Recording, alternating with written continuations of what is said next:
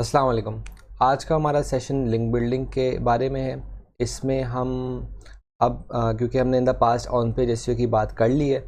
अब हम in detail of page SEO को जो है वो स्टार्ट कर रहे हैं। और जैसे कि मैंने पहले भी बताया, of page SEO in general is mostly about link building. तो हम सबसे पहले जो है वो इस चीज़ को देख लेंगे कि लिंक बिल्डिंग क्या है और उसमें क्या जो है वो चीज़ें इंपॉर्टेंट हैं जो दिमाग में रखनी हमारे लिए ज़रूरी हैं। और उसके बाद हम इन डिटेल जो है वो सारी ऑफ पेज के जो एस्पेक्ट्स हैं वो हम इन डिटेल डिस्कस करेंगे। तो सबसे पहले हम लिंक बिल्डिंग को देख लेते हैं। तो link building is among the most important skills in SEO. To excel in it, you need expertise in a number of skills. तो लिंक बिल्डिंग जो है वो किसी भी SEO के लिए सबसे ज़्यादा इम्पॉर्टेंट एस्पेक्ट होता है, क्योंकि जैसा कि ये चीज़ पहले डिस्कस हो चुकी है, ऑन पेज SEO और ऑफ पेज SEO क्या होता है। ऑन पेज SEO में जो लिमिटेशंस की अगर हम बात करते हैं तो ऑन पेज SEO में हमारे पास लिमिटेशंस नहीं होती हैं, इन अ सेंस के ऑन पेज SEO में हमारे पास फुल कंट्रोल होता है कि हम किस चीज़ को किस तरीके से जो है वो चेंज कर सकते हैं, सेट कर सकते हैं। हम अपने वेब पेज में अलग अलग तरीके की चीज़ों को जो है वो कीवर्ड्स के हवाले से सेट कर सकते हैं, सारी चीज़ों को देख सकते हैं, वेबसाइट स्पीड को सेट कर सकते हैं और ये तमाम चीज़ें वेबसाइट परफॉर्मेंस की जो है हम चीज़ों को देख सकते हैं। तो एज़ लॉन्ग एज़ कि आप अपनी वेबसाइट पे काम कर रहे हैं इन टर्म्स ऑफ SEO, तो you have full control on all of the things. However, जब हम ऑफ पेज SEO की बात करते हैं तो उसमें हमारे पास कुछ लिमिटेशंस आ जाती हैं, क्योंकि उसके अंदर हम रिलाई कर रहे होते हैं दूसरे डोमेन्स या दूसरे इंडस्ट्री एक्सपर्ट्स के ऊपर या ऐसी एवेन्यूज़ के ऊपर जो कि इवेंचुअली हमें लिंक्स प्रोवाइड करें या हमें कुछ बेनिफिट प्रोवाइड करें इन टर्म्स ऑफ SEO। तो वहाँ पे हमारे पास लिमिटेशंस आ जाती हैं। तो इस वजह से, क्योंकि हमारे पास वो लिमिटेशंस होती हैं, हमारे लिए कुछ स्किल्स इस तरीके से ज़रूरी हो जाते हैं कि हम जब दूसरे लोगों से बात करें या उनको अप्रोच करें फॉर लिंक बिल्डिंग, तो हमारे पास हम बेस्ट एज पॉसिबल मेथड्स के थ्रू उनको जो है वो अप्रोच कर सकें और जो हमारी पिच है, जो हमारी ओवरऑल हमारा जो टोन है वो द वेरी बेस्ट हो, क्योंकि जो है उससे हमारा जो है वो किसी भी लिंक बिल्डिंग अपॉर्चुनिटी का जो है वो बेसिकली मेक और ब्रेक सिचुएशन हो जाती है वो हमारे लिए। तो लिंक बिल्डिंग में ये कुछ चीज़ें हैं जो जिसके लिए आपको ज़रूरी है कि अगर आप लिंक बिल्डिंग की तरफ जा रहे हैं, आप लिंक बिल्डिंग अपॉर्चुनिटीज़ जो है वो एक्सप्लोर कर रहे हैं, तो आपको कंटेंट की अच्छी नॉलेज हो, आपको सेल्स की थोड़ी बहुत नॉलेज हो और आपको बेसिक साइकोलॉजी के बारे में पता हो। इसको मैं इन डिटेल जो है इस तरीके से समझा सकता हूँ कि कंटेंट की नॉलेज इस वजह से ज़रूरी है कि आप जब भी लिंक बिल्डिंग की अपॉर्चुनिटीज़ के लिए जाते हैं तो आप वन वे और दी अदर किसी एक वेब पेज को प्रमोट कर रहे होते हैं कि मुझे इस वेब पेज के लिए लिंक बिल्डिंग अपॉर्चुनिटीज़ क्रिएट करनी है। तो आपको जब कम्प्लीटली उस वेब पेज की इंफॉर्मेशन नहीं होगी, उस वेब पेज में क्या कंटेंट है, उस वेब पेज में क्या इन्फॉर्मेशन जो है वो दी गई है, अगर आपको उसकी नॉलेज नहीं होगी, आपको अपनी इंडस्ट्री की नॉलेज नहीं होगी, तो आप उससे रिलेटेड रेलेवेंट लिंक नहीं क्रिएट कर पाएंगे। तो आपको अपने इंडस्ट्री नॉलेज और अपने कंटेंट, अपने वेब पेजेस के बारे में नॉलेज, ये सारी चीज़ें बहुत जो है वो ज़रूरी हैं। सेकेंडली हमारे पास आ जाता है कि सेल्स की यहाँ पे जो जो सेल्स को मेंशन किया गया वो इस वजह से किया गया है कि सेल्स एक बहुत मुश्किल काम है, इन अ सेंस कि आप किसी को इस चीज़ के लिए वो कर सकें, अप्रूव करवा सकें किसी बंदे को इस काम के ऊपर कि वो आपसे कोई चीज़ परचेज़ करे या जो आपकी इंटेंट है वो कंप्लीट हो सके। तो सेल्स के लिए पिच बहुत इंपॉर्टेंट होती है। तो आपको जब आप लिंक बिल्डिंग अपॉर्चुनिटीज़ पे जा रहे होते हैं तो आपको एक पर्टिकुलर पिच के थ्रू जो है वो काम करना होता है। आपको जो है लोगों को पिच करना होता है कि आप जो है वो लिंक बिल्डिंग अपॉर्चुनिटीज़ को एक्सप्लोर कर रहे हैं या आप जो है वो इन पॉसिबिलिटीज़ के ऊपर काम करना चाह रहे हैं। तो आपको इन अ सेंस कि आपको सेल्स की थोड़ी बहुत इस तरीके से नॉलेज हो कि आपको पता हो कि आपको किसी भी डोमेन को, किसी भी बंदे को पिच किस तरीके से करना है फॉर लिंक बिल्डिंग। और सेकेंडली आपको थोड़ी सी साइकोलॉजी की ज़रूरत या साइकोलॉजिकल नॉलेज की इस वजह से ज़रूरत है, क्योंकि depending on your domain, depending on कि आप किस बंदे से बात कर रहे हैं, आपको इन मैनी केसेस अपनी पिच चेंज करनी पड़ती है, अपनी टोन चेंज करनी पड़ती है। आपको जो है बेसिकली ये समझना होता है कि आपके सामने वाली जो पार्टी है वो किस तरीके से रिएक्ट कर रही है और उसको किस तरीके से इस चीज़ के ऊपर कन्विंस किया जा सकता है कि वो हमें जो है कोई भी लिंक बिल्डिंग अपॉर्चुनिटी हमें दे। तो आपको इन मैनी वेज़ इन चीज़ों की अगर थोड़ी सी नॉलेज होगी, आपको पता होगा कि मैं सामने वाले बंदे से किस तरीके से उसको जो है वो कन्विंस कर सकता हूँ और हम किसी म्यूचुअल टर्म्स पे आ सकते हैं। तो इसके लिए आपको थोड़ी सी अगर इस चीज़ का बैकग्राउंड हो कि वो सामने वाले की क्या इंटेंशंस हैं, इन अ सेंस कि वो मुझसे क्या चीज़ डिमांड कर सकता है, ताकि मैं उसके लिए पहले से प्रिपेयर्ड हूँ, या आपने अपनी पिच ऐसे पहले से डिसाइड की हुई हो या बनाई हुई हो कि वो उन रिक्वायरमेंट्स को कंप्लीट कर रहा हो जो वो वेब पेज जो है वो आपसे एक्सपेक्ट कर सकती है। तो ये सारी चीज़ें आपको प्री प्लान बेसिकली इनमें चलना होता है, ताकि आप जब इवेंचुअली किसी भी लिंक बिल्डिंग अपॉर्चुनिटी के लिए अप्लाई करें तो उसमें आप जो है वो अप्रूव हो सके इवेंचुअली। तो इसके बाद जो है हम देख लेते हैं बैकलिंक्स के बारे में। Backlinks are the most important factor for SEO, और उसमें जो है वो आप अपने सामने एक पिक्चर में देख सकते हैं नंबर ऑफ़ रेफरिंग डोमेन्स। इनका एक डायरेक्ट इम्पैक्ट होता है आपकी रैंकिंग्स के ऊपर। तो ये आप देखें कि एक गूगल पोजीशंस एक्स एक्सिस पे आपके सामने आ रही हैं, और बेस्ड ओवर के उनके पास कितने बैकलिंक्स हैं वो पोजीशन जो है वो बेसिकली आपके सामने आ रही है। तो जितने ज़्यादा आपके पास बैकलिंक्स होंगे उतने ज़्यादा आपके पास अपॉर्चुनिटी है, आपके पास चांस है कि आप ज़्यादा अच्छा रैंक कर सकते हैं। जैसे जैसे वो रैंकिंग बैकलिंक डोमेन्स कम हो रहे हैं, आपके पास रेफरिंग डोमेन्स कम हो रहे हैं, तो वो इवेंचुअली जो है वो आपकी पोजीशन जो है वो फॉल कर रही है।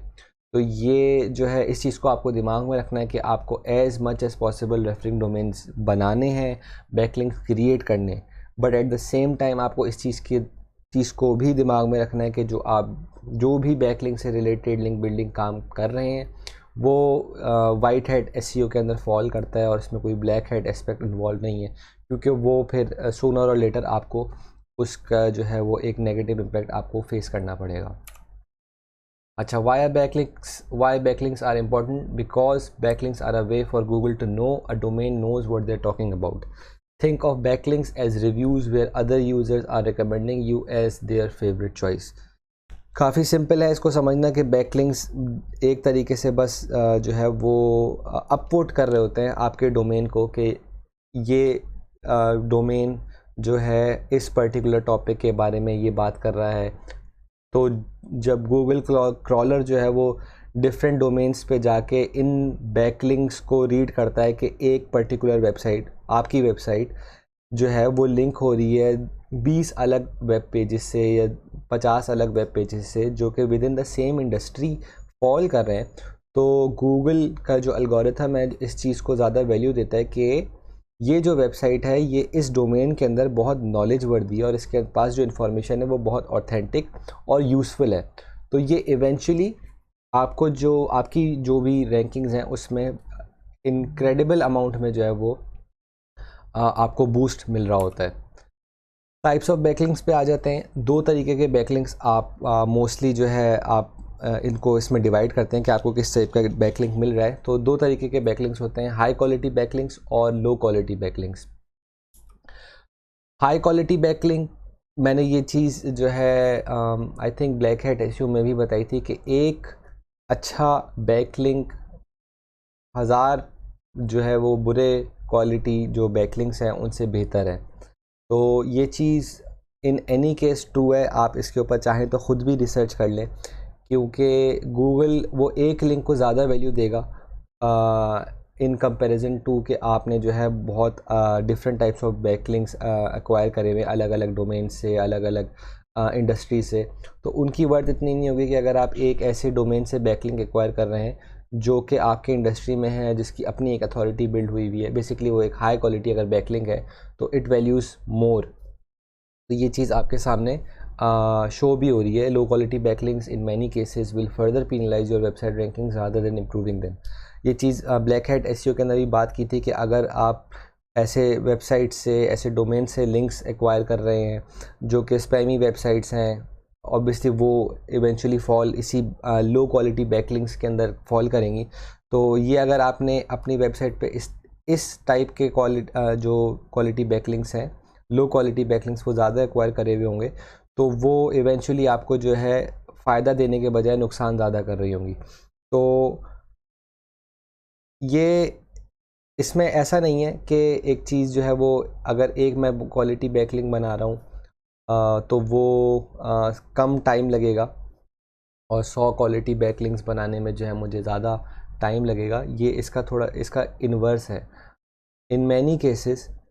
आपको वो जो एक हाई क्वालिटी बैकलिंक है वो एक्वायर करने में, वो जो 100 लिंक्स आपने एक्वायर करे उससे ज़्यादा टाइम भी लग सकता है, क्योंकि वो 100 लिंक्स एक्वायर करने के लिए आपको बैक एंड फोर्थ लोगों से बात नहीं करनी होगी। वो आप डायरेक्टली बस किसी से भी जो है वो अप्रूवल लेके ख़ुद, या तो वो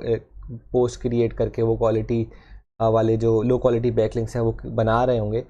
लेकिन एक बैकलिंक, अच्छा बैकलिंक एक अच्छे अथॉरिटी वाले डोमेन से उठाने के लिए आपको जो है वो उससे ज़्यादा टाइम लग सकता है।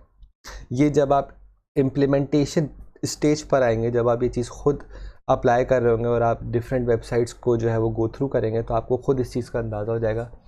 और आपको इसका ऑब्वियसली फ़ायदा उतना ही होगा एक उस हाई क्वालिटी बैकलिंक का, लेकिन it is definitely worth your effort. But ये जो है इसका जो इवेंचुअल रिज़ल्ट्स हैं वो आपको, जब आपको ख़ुद आप उसको देखेंगे तो आपको वो इसका ज़्यादा एक आइडिया हो जाएगा कि वो जो एक बैकलिंक है उसका मुझे कितना फ़ायदा हुआ बनिस्बत उन बैकलिंक्स का जिनके पास जो अच्छे क्वालिटी के बैकलिंक्स नहीं थे। अच्छा, ये एक सॉर्ट ऑफ पिक्टोरियल रिप्रेजेंटेशन है कि एक हाई क्वालिटी बैकलिंक आपको क्या प्रोवाइड कर रहा होता है और एक लो क्वालिटी बैकलिंक आपको क्या प्रोवाइड कर रहा होता है। तो ये एक सन और मून की एक एग्जांपल है। सन से आपको जो लाइट की वो है वो एक ज़्यादा अमाउंट में जो है वो मिल रही है। मून का जो लाइट आपको अर्थ पे रिसीव हो रही है वो एक बहुत कम एस्पेक्ट में होती है, उसका जो है वो बहुत कम क्वांटिटी होती है। तो ये सिमिलरली आपको ये समझने में आसानी इसके लिए लिंक्स में हो सकती है कि एक high quality backlink is similar to the light that you are getting from the sun, और low quality backlink is similar to the light you are getting from the moon. तो जितनी ज़्यादा जो है वो पेज अथॉरिटी होगी उतना ज़्यादा आपके लिए इवेंचुअली बेनिफिशियल होगा। एक अच्छा बैकलिंक निकालने में आपको तकरीबन 2 से 3 महीने, इवन 6 महीने भी लग सकते हैं, लेकिन वो 6 महीने आपके वर्थ इट होंगे अगर वो आप बैकलिंक एक्वायर कर लेते हैं। और उन 6 महीने में आप उस एक बैकलिंक के कंपैरिजन में अगर 100 भी बैकलिंक्स बनाते हैं जो कि लो क्वालिटी होते हैं, तो वो उनका उससे कोई कंपैरिजन नहीं बनता। और इवेंचुअली वो जो एक बैकलिंक है वही आपको इतना रैंकिंग बूस्ट दे देती है कि वो, अगर वो 100 बैकलिंक्स आपके पास नहीं भी होते तो वो अच्छा मतलब उससे आपको कोई नुकसान नहीं होता। अच्छा, बैकलिंक्स एक्वायर करने के लिए या हाई क्वालिटी और लो क्वालिटी बैकलिंक्स को बेसिकली कैटेगराइज करने के लिए, या ये देखने के लिए कि कौन सा लिंक मेरे लिए हाई क्वालिटी हो सकता है या लो क्वालिटी हो सकता है, आपको जो है किसी भी वेबसाइट की अथॉरिटी मालूम करनी ज़रूरी होती है। तो इन डिटेल जब हम पेड टूल की बात करेंगे तो उसमें हम इन डिटेल काफ़ी सारी चीज़ों को देख रहे होंगे, लेकिन अगर यहाँ पे जो मैं बात करूँगा वो फ्री टूल्स के हवाले से करूँगा। और इन द पास्ट भी मैंने जो बातें की हैं अक्सर उनमें जो है वो फ्री टूल्स के हवाले से ही बात की है। तो जो भी ऐसे यूज़र्स हैं जिनके पास एक्सेस नहीं है किसी पेड टूल का, तो वो इस चीज़ से जो है वो नहीं हो कि कोई टूल अगर उनके पास अवेलेबल नहीं है तो वो ये चीज़ें या ये प्रैक्टिसेस नहीं कर सकते। It is still possible. Paid tools के बहुत सारे फ़ायदे होते हैं जो हम ऑब्वियसली इवेंचुअली देखेंगे। और जब आप अपने ब्रांड को स्केल करने की बात करें या आप जो है एक लॉन्ग टर्म ब्रांड की बात करते हैं और एक लॉन्ग टर्म प्लान की बात करते हैं, तो you will eventually need a paid tool. But as long as के आप एक शॉर्ट प्रोजेक्ट पे काम कर रहे हैं या आप for the sake of practice काम कर रहे हैं, तो आप अच्छी खासी चीज़ें जो है वो फ्री टूल्स के ज़रिए भी निकाल सकते हैं। तो अगर आप लिंक बिल्डिंग प्रैक्टिसिंग करना चाह रहे हैं और आप देखना चाह रहे हैं, क्योंकि डोमेन अथॉरिटी या वेबसाइट अथॉरिटी बहुत मैटर करती है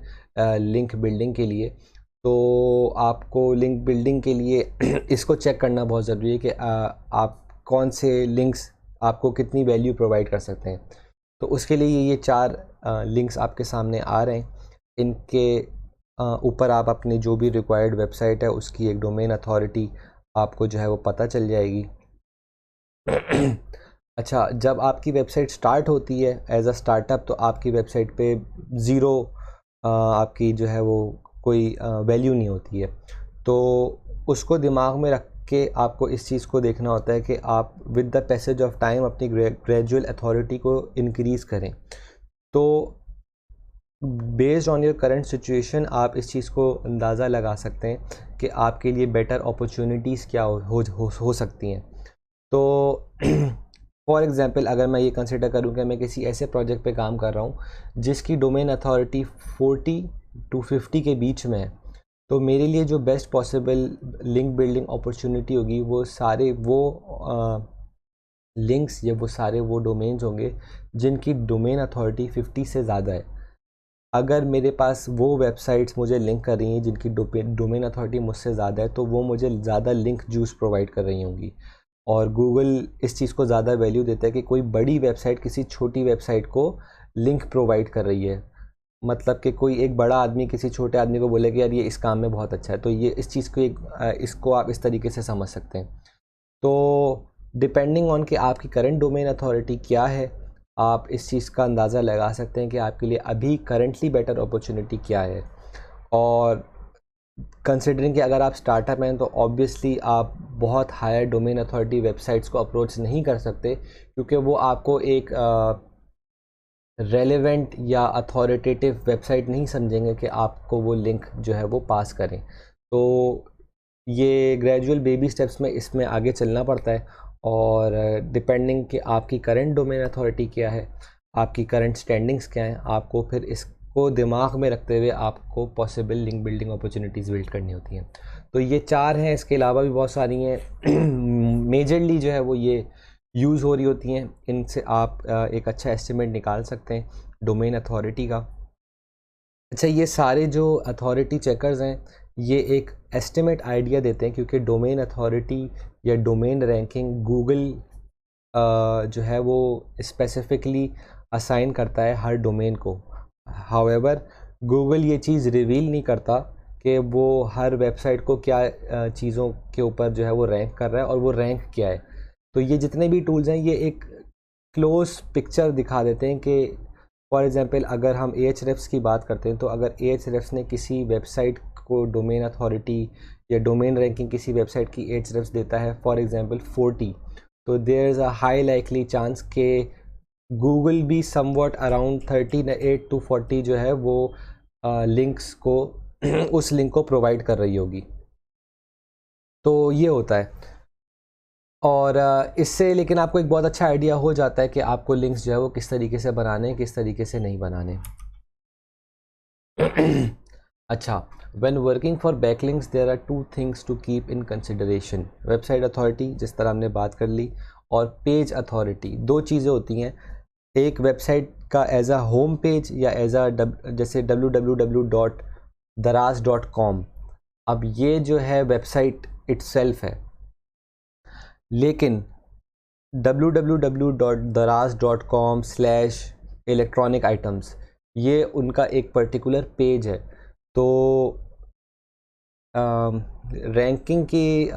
टर्म्स में एक वेबसाइट की रैंकिंग अलग होती है और एक पेज की रैंकिंग अलग होती है। आपको दोनों चीज़ों को दिमाग में रखना होता है, लेकिन ऐसा नहीं है कि अगर किसी वेबसाइट की रैंकिंग 50 है तो उसके पेज की रैंकिंग बहुत ही कम होगी। It's somewhat close. आपको मेनली जो दिमाग में रखना है वो इस चीज़ को दिमाग में रखना है कि आप जिस भी लिंक अपॉर्चुनिटी की तरफ जा रहे हैं उसका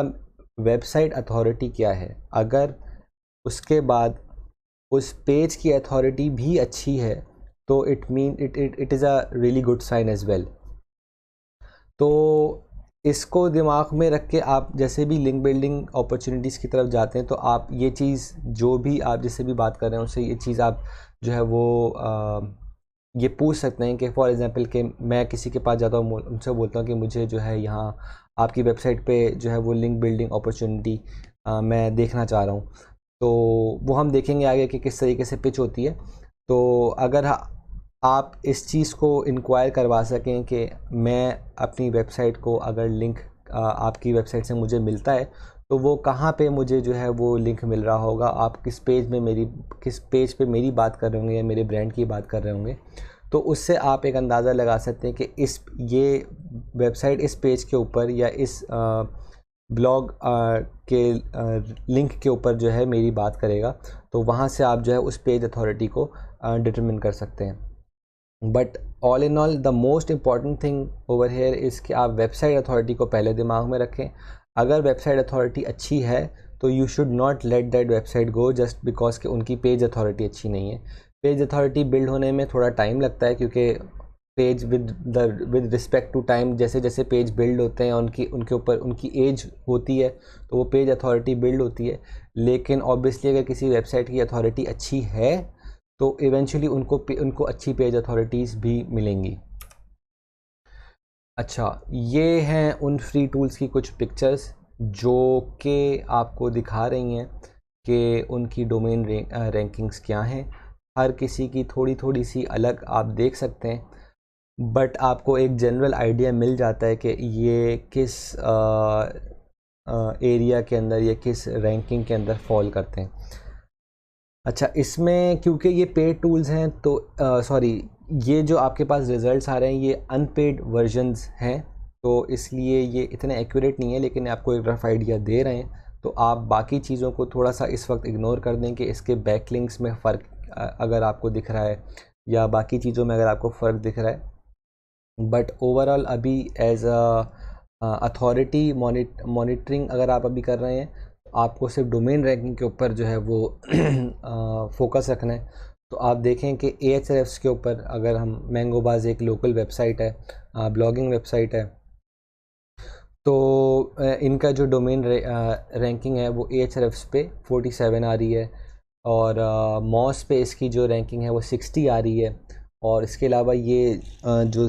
थर्ड वाला है ये SEO टूल्स करके इसका कुछ नाम है, मैं इसका सही से नाम नहीं याद, लेकिन इसका भी लिंक वहाँ पे अवेलेबल है जो प्रीवियस स्लाइड में हमने डिस्कस करा है। तो यहाँ पे भी इनकी जो डोमेन अथॉरिटी आ रही है वो 60 आ रही है। तो ये आपको एक अच्छा सा ओवरव्यू मिल जाता है कि इसकी डोमेन रैंकिंग क्या है। और फॉर इंस्टेंस मैं अगर मैंगोबाज को अप्रोच करूं कि मुझे यहाँ से एक लिंक मिल जाए, डिपेंडिंग कि मैं ये मेरी इंडस्ट्री से रेलेवेंट है, तो अगर कंसिडरिंग कि मेरी अभी करंट वेबसाइट जो है वो 30 डोमेन रैंकिंग में फॉल करती है, तो this website is really good for me कि मैं यहाँ से एक लिंक जो है वो मुझे मिल जाए। But at the same time अगर मेरी जो डोमेन अथॉरिटी है वो इससे ऊपर की है या मैं एक ऐसी डोमेन अथॉरिटी में हूँ जो 50 अबव है, तो मेरे लिए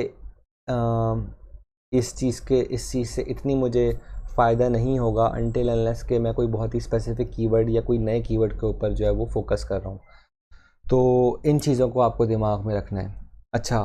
अब हम आ जाते हैं लिंक पोजीशन के ऊपर। ये चीज़ हमने जब ब्लैक हैट एसईओ की बात की थी तो हमने ब्लॉग कमेंटिंग के ऊपर थोड़ा सा डिस्कशन करा था कि ब्लॉग कमेंटिंग में किस तरीके से ब्लैक हैट एसईओ होती थी। तो वहाँ पे मैंने ये चीज़ बताई थी कि डिपेंडिंग ऑन कि आपका लिंक किधर प्लेस हुआ है, गूगल उसको उस हिसाब से जो है वैल्यू दे रहा होता है। तो ये कुछ पोजीशंस हैं जहाँ पे आप जो है वो अपने लिंक को प्लेस कर सकते हैं। तो ये थोड़ा सा देख लेते हैं। The location at where a link to your website is placed also plays an important factor in rankings, as every link generates a different value based over its position. Some possible link positions are as follows: headers, footers, sidebar and body. Headers में in many cases आपके अपने buttons होते हैं या आप title के through जो है कोई लिंक जनरेट कर रहे होते हैं या आप जो है फर्स्ट फोल्ड के अंदर जो है कोई लिंक जो है वो जनरेट कर रहे होते हैं। के बाद फुटर फुटर का सबको पता है कि फुटर में किस तरीके से जो है वो लिंक जनरेट होता है। ब्लॉग कमेंटिंग भी फुटर के अंदर फॉल करती है, और गूगल इस चीज़ को जो है वो इतनी वैल्यू नहीं देता कि जो लिंक प्लेस हुआ है लिंक बिल्डिंग पर्पसेस के लिए। फॉर एग्जांपल जहाँ पे मेरी वेबसाइट को लिंक किसी और वेबसाइट ने किया हुआ है, तो अगर वो लिंक जो है फुटर में होगा तो उसको इतनी वैल्यू नहीं होगी इन कंपैरिजन टू उस लिंक के जो बॉडी में हो या हेडर में हो।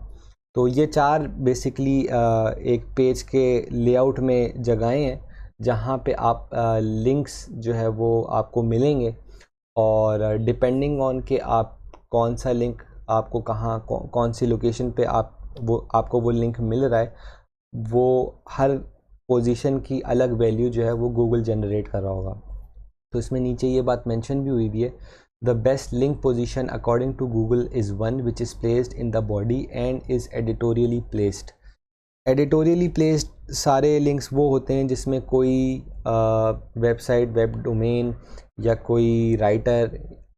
कोई लिंक प्लेस कर रहा है थ्रू देयर ब्लॉग या थ्रू देयर आर्टिकल। उस आर्टिकल का जो इवेंचुअल मकसद है वो बेसिकली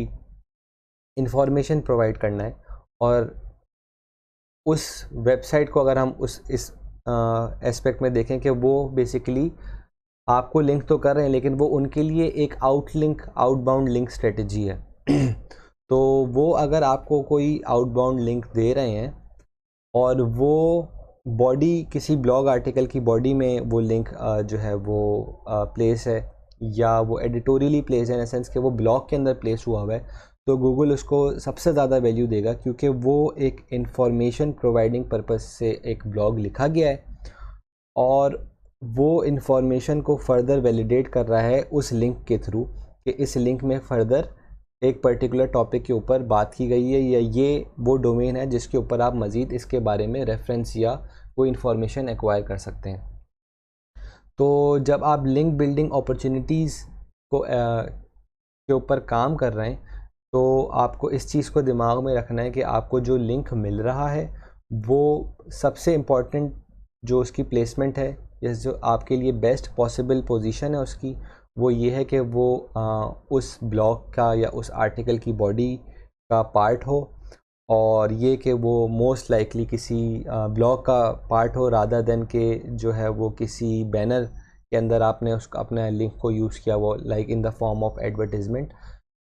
या जो है वो फुटर में हो थ्रू एडिटोरियल जिसे कहते हैं डिस्क्रिप्शन। ऐसा ना हो, जो आपके लिए बेस्ट पॉसिबल ऑप्शन हो वो यही हो कि वो लिंक जो है वो बॉडी में प्लेस हुआ हो। अच्छा, नेक्स्ट हमारे पास है एंकर टेक्स्ट। एंकर टेक्स्ट का बहुत सारे लोगों को आइडिया होगा एंकर टेक्स्ट क्या होता है, जिसको नहीं है तो वो ये डेफिनेशन पढ़ सकता है। Anchor text is the clickable text of a link in a page. Google gives great value to pages who are linked through anchor text that shows what the site is about। तो यहाँ पे जो समझाने का मकसद है वो यही है कि जब आप किसी लिंक बिल्डिंग अपॉर्चुनिटी की तरफ जाते हैं तो आपका जो best possible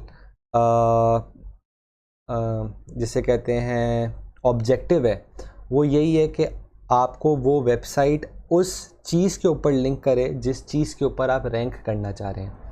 like for example हम अगर इन द पास्ट वीडियो हमने बात करी थी बेस्ट स्मार्ट वॉचेस की, तो अगर कोई वेबसाइट, अगर आप स्मार्ट वॉचेस के आपके कोई स्टोर है और आप चाहते हैं कि आपको जो है कोई लिंक मिले किसी और डोमेन से, और अगर वो लिंक आपको बेस्ट स्मार्ट वॉचेस के ऊपर मिल रहा है तो ये सबसे ही बेस्ट जो है वो आपके लिए पॉसिबिलिटी हो सकती है, क्योंकि जो कीवर्ड आप इवेंचुअली टैग रैंक जिसके ऊपर कराना चाह रहे हैं, अगर कोई और वेबसाइट आपको उसके ऊपर लिंक प्रोवाइड कर रही है कि for example XYZ website has the best list या has the best collection of smart watches या has the collection of best smart watches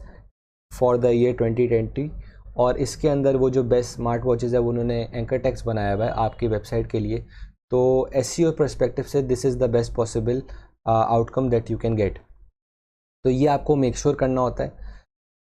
इसमें थोड़ा सा इस चीज़ को ख्याल रखना होता है कि अगर आप जिस वेबसाइट को टारगेट कर रहे हैं, अगर वो हाईली ऑथेंटिक वेबसाइट है तो वो तो इस चीज़ को मेक श्योर कर लेगी कि वो लिंक सिर्फ एक ही दफ़ा जनरेट हुआ हो और वो एंकर टेक्स्ट बहुत ज़्यादा ना हो। लेकिन इन मैनी केसेस आपको शायद ये अपॉर्चुनिटी मिले कि आप मल्टीपल एंकर टेक्स्ट जनरेट करवा सकें, तो उस वक्त ये चीज़ को ध्यान में रखना होगा कि आप जो है एक ही कीवर्ड या एक ही एंकर टेक्स्ट जो है वो बार बार एक ब्लॉग में जो है वो यूज़ ना हो रहा हो, क्योंकि वो फिर स्पैम के उसमें आ जाता है। और हमें यही कोशिश करनी है कि हम स्पैम से बचें जितना पॉसिबल है,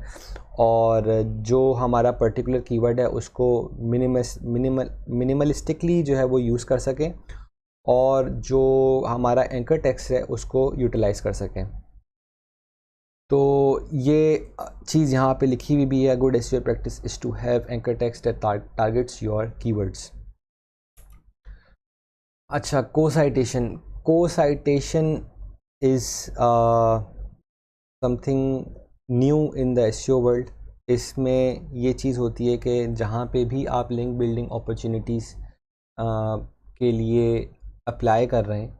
वहाँ पे अगर आपके पास इवेंचुअली कोई अप्रूवल आ जाता है और आप जो है उनको कोई आर्टिकल प्रोवाइड कर रहे हैं या वो आपको कोई आर्टिकल प्रोवाइड कर रहे हैं, तो आप इस चीज़ को दिमाग में रखें कि जहाँ पे भी आपका एंकर टेक्स्ट यूज़ हो रहा है, वहाँ पे जो उसके सराउंडिंग टेक्स्ट या उसके सराउंडिंग पैराग्राफ है वो भी सेम ही बात कर रहा हो जो कि आपके टॉपिक या आपके कीवर्ड से रिलेटेड है। मतलब इसकी अगर एक बहुत बेसिक सी एग्जांपल हो तो वो ये है कि एक ऐसी वेबसाइट पे आपका कंटेंट नहीं या आपका लिंक नहीं प्लेस हुआ वो जो कि बिल्कुल जिसका ताल्लुक ही आपकी इंडस्ट्री से ना हो।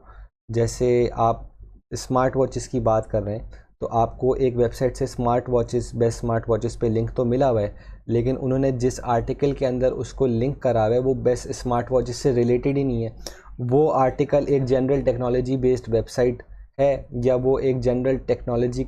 से रिलेटेड आर्टिकल था जिसके अंदर उन्होंने जो है इस बेस्ट स्मार्ट वॉच को लिंक कर दिया है, आपकी वेबसाइट को लिंक कर दिया है, तो वो आपके लिए वैल्यूएबल नहीं है। और वो फिर आपको फर्दर इस चीज़ को वैलिडेट करने में आपको हेल्प कर देगा कि वो वेबसाइट आपके लिए वैल्यूएबल है या नहीं है। और ये को साइटेशन इस तरीके से ही वर्क करती है कि आपका जो जहाँ पे एंकर टेक्स्ट प्लेस हुआ है वो उसके अराउंड जो भी टेक्स्ट है वो भी सिमिलर है आपकी टारगेट इंडस्ट्री से, आपकी टारगेट मार्केट से, या जो आपका टॉपिक है उसके अराउंड वो रिवॉल्व कर रहा है। तो इसमें कोई लिंक यूज़ नहीं हो रहा होता है, लेकिन गूगल जो है जो रेलेवेंट कीवर्ड से रिलेटेड सिनोनिम्स हैं या उस टॉपिक इंडस्ट्री से रिलेटेड जो भी वर्ड्स यूज़ होते हैं उनको मेक श्योर कर रहा होता है कि वो वहाँ पे मौजूद है, तो वो फर्दर वैलिडेट कर सकें कि ये एंकर टेक्स्ट के अराउंड उसी बारे में बात हो रही है जो कि बेसिकली यूज़र पढ़ना चाह रहा है। और इससे जो है वो फर्दर एक अथॉरिटी बिल्ड होती है कि आपकी website is directly related to the things that you are willing to target, और जो आपका प्राइमरी या सेकेंडरी टारगेट कीवर्ड है। अच्छा, लास्टली हमारे पास जो चीज़ आ जाती है लिंक बिल्डिंग के अंदर वो है कि आपका जो लिंक है वो नो फॉलो या डू फॉलो है। ये एक टेक्निकल टर्म है एसईओ के अंदर, और जब भी आपको कोई वेबसाइट लिंक करती है तो वो दो तरीके से लिंक करती है, या तो वो डू फॉलो लिंक होता है या तो वो नो फॉलो लिंक होता है। कि थोड़ी सी इन्फॉर्मेशन यहाँ पे अवेलेबल है कि ये इसको समझाने को अगर मैं आपको कोशिश करूं तो वो ये है कि डू फॉलो लिंक वो लिंक्स होते हैं जिसमें कोई वेबसाइट आपको फुल रिस्पॉन्सिबिलिटी से इंडोर्स कर रहे होते हैं कि हम इस चीज़ को वैलिडेट कर रहे हैं कि ये आर्टिकल या ये वेबसाइट जिस बारे में है या जिस कीवर्ड के बारे में है वो ऑथेंटिक है, और जो है हम इस चीज़ को वैलिडेट करें एज अ वेबसाइट। सिमिलरली अगर वो लिंक नो फॉलो है तो ये इस चीज़ को मेक श्योर करवा रहा होता है गूगल को कि ये लिंक जूस पास नहीं कराना चाह रहे, या ये इस चीज़ को वैलिडेट नहीं कर रहे कि ये हमसे रिलेटेड है या हम इस चीज़ को एंडोर्स कर रहे हैं। तो ये एक छोटा सा फ़र्क है। अच्छा, लिंक बिल्डिंग में आपका ऑलमोस्ट ऑलवेज़ ये प्रायोरिटी होनी चाहिए कि आपको जो भी लिंक्स मिल रहे हैं वो डू फॉलो लिंक्स हों,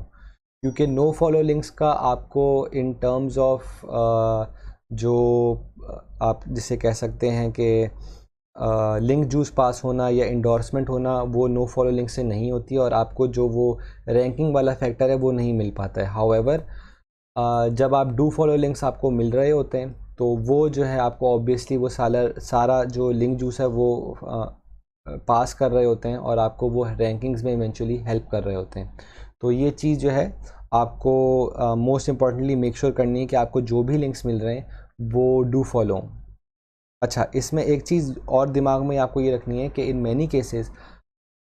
बहुत सारी ऐसी वेबसाइट्स होती हैं जो हाई अथॉरिटी वेबसाइट्स होती हैं, लेट्स से 70 अबव या इवन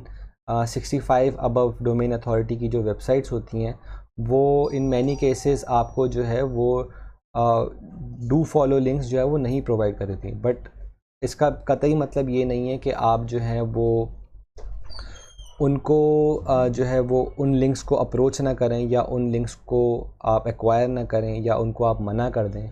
क्योंकि ये लिंक्स एक्सट्रीमली इम्पॉर्टेंट फिर भी हैं आपके लिए, क्योंकि आप एज अ स्मॉल वेबसाइट इनको आपके लिए ये जिसे कहते हैं ना, आपके लिए इन एनी केस ज़रूरी हैं। इवन दो कि वो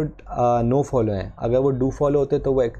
ज़्यादा अच्छी बात थी, लेकिन अगर वो नो फॉलो भी हैं तो कंसिडरिंग कि वो एक बहुत ही हाई डोमेन अथॉरिटी वाली वेबसाइट है, अगर वो आपको लिंक इन एनी केस पास कर रहे हैं तो वो आपके लिए फ़ायदेमंद लिंक है और आपके लिए वो नो फॉलो लिंक भी फ़ायदेमंद है। And at the same time even though कि वो नो फॉलो लिंक है, वो इस चीज़ को मेक श्योर कर रहा है कि जो है वहाँ से आपको एट द वेरी लीस्ट एक लिंक जनरेट हो रहा है जो आपके नंबर ऑफ़ लिंक्स को इंक्रीज़ कर रहा है। और since it is a high domain authority website, जो फर्दर चीज़ यहाँ पे हेल्प कर रही होती है वो ये कर रही होती है कि वो हाई डोमेन अथॉरिटी वेबसाइट के पास एक अच्छा ट्रैफिक होगा और उनके पास एक अच्छी यूज़र बेस होगी। तो अगर वो आपको लिंक कर रहे हैं तो दैट मीन्स कि आपके पास यूज़र्स इस इंटेंशन से फॉल कर रहे होंगे या इस माइंडसेट से आ रहे होंगे कि आप जिस कीवर्ड